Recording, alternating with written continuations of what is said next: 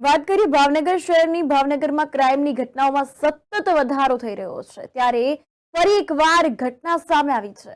ભાવનગરમાં વડવા દેવજી ભગતની ધર્મશાળા પાછળ વાહન પાર્ક કરવાના મામલે 4 જેટલા શખ્સોએ 2 લોકોને માર માર્યો। તો ભાવનગર શહેરના વડવા દેવજી ભગતની ધર્મશાળા પાછળ રહેતા બેલીમભાઈ, સલીમભાઈ અને વસીમભાઈ સૈયદ પર હુમલો કરવામાં આવ્યો હતો। વાહન મૂકવા બાબતે બોલાચાલી થયા બાદ હુમલો કરવામાં આવ્યો હતો। તો ઘર પાસે વાહન મૂકવા બાબતે 4 શખ્સો દ્વારા માર મરાયો હોવાનું સામે આવ્યું છે। ભાવનગરના વડવા દેવજી ભગત ધર્મશાળા પાછળ વાહન મૂકનાર બેલીમભાઈ અને વસીમભાઈ પર ત્યાં રહેતા સમીર મહેબૂબ પઠાણ, દિલા પઠાણ, અશરફ દિલા પઠાણ, હુસૈન સલીમ પઠાણ દ્વારા બોલાચાલી બાદ માર માર્યો હોવાનો આક્ષેપ સાથેની ઘટના સામે આવી છે। જોકે ઇજાગ્રસ્ત બેલીમભાઈ અને વસીમભાઈને સરટી હોસ્પિટલ ખાતે સારવાર અર્થે ખસેડવામાં આવ્યા છે। સમગ્ર ઘટનાને લઈને પોલીસે આ અંગે વધુ તપાસ હાથ ધરી છે। વિસ્તારમાં આજના 11 થી 12 ગાળે સમય મને છોડાવા ગયો અને મને ફ્રેક્ચર કરી ધોકા મળ્યા છે। ઇલિયાસભાઈ શું બનાવ બન્યો? સાહેબ, એ લોકોના પાર્કિંગમાં અમારા ઘરની પાસે પાર્કિંગમાં ગાડીઓ બધી મેકી દઈ છે। એમનો વિડીયો પણ મારી પાસે છે। ને સાહેબ એને કહેવા જાય તો સીધા ઘરમાં તલવારનું ઢોકાને એવું લઈને આવી જાય છે અંદર, મારો ઉપર ચડી જાય છે। ને સાહેબ અમે એને કહેવા જાય ને તો અમને સીધા ઘરમાં તલવારનું એવું બધું દેખાય કે તમારી થાઈ ગલીઓ જોઈ ગયા।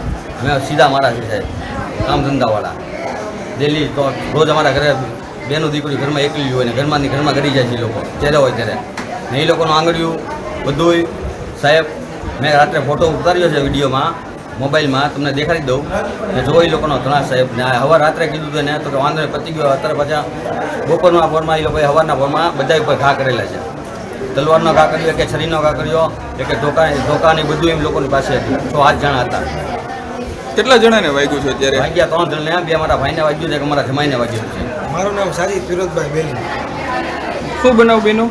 બનાવ એવું છે કે સાહેબ અમારા વડવા વિસ્તારમાં જે છે કે એના ઘર મેટરની આવી રીતે માથાકૂટ હાલતી હતી એટલે એ લોકોને એમ છે કે અમે બધું ગેરકાયદેસર ઘરને એવું બનાવી નાખ્યું છે।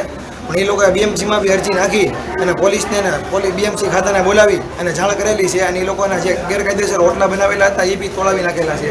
અને અવારનવાર આવી ગાડી મૂકવાની માથાકૂટ હાલતી રહેતી છે અને એ લોકોએ અમને કીધેલું છે ને અમારે કાંઈ માથાકૂટ કરવાની અમારે એવી કાંઈ માથાકૂટ કરવાની કાંઈ આવી નથી ને રાતે અમે કાલે બેઠા હતા, બરોબર રમજાન મહિનાનો 30મો રોજુ હતું એટલે રાતે અમે લોકો બેઠા હતા તો એ લોકોએ અમારી ઉપર હથિયારના એવા ઘા કરીને વ્યાઈ ગયા।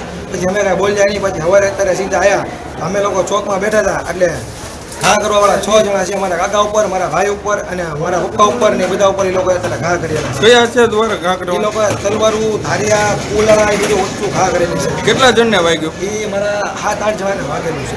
શું નામ હતું? વાગેલું નામ બધાને ગણાવું, મારા સલીમભાઈ, રજાકભાઈ બેલીમ, એક ફિરોજભાઈ મારા પપ્પા છે, એક મારા ભાઈ રાહિલને વાગેલું છે, એક મારા ભાઈ વસીમને વાગેલું છે અને મારો આમાં સલીમભાઈ, ઇબ્રાહીમભાઈ પઠાણ, દિલાવર મહેબૂબભાઈ પઠાણ, પછી મોહસિન ખાન સલીમ ખાન પઠાણ, હુસૈન ખાન સલીમ ખાન પઠાણ, ઇદ્રીસ ખાન દિલાવર ખાન પઠાણ અને હજી 4-5 જણા એના જે ભાઈબંધી લોકોએ પહેલાંથી બોલાવીને જ રાખેલા હતા। આ લોકોને મારી નાખવાના છે એટલે મારવાના જ છે।